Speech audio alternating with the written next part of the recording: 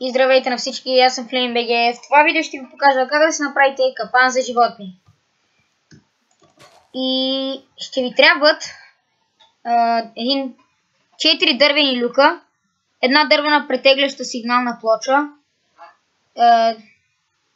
една дъбова дъска и една дъбова плоча. Да, взел съм и размножителна кошка, за да ви демонстрирам.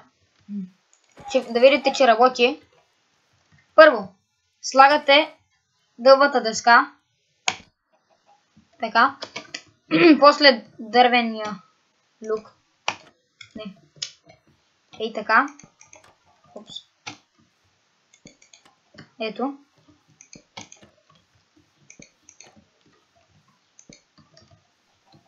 И слагате и сигналната плоча по средата.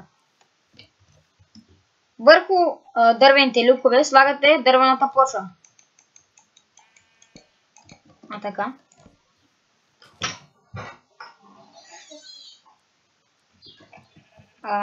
Така. Дали ще успея сега да го сложа? Това е въпроса.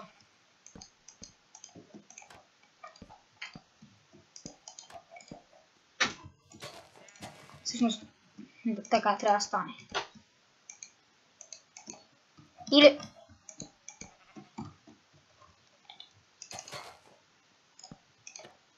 готово.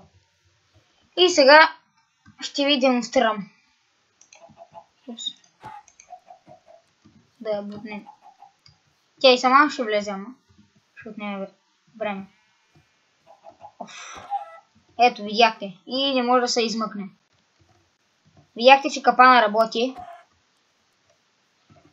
Надявам се това видео да ви е харесало. Ако е така, смачкайте лайк бутона и се абонирайте за моя канал за още такива видеа. И чао, ще се видим в следващото видео.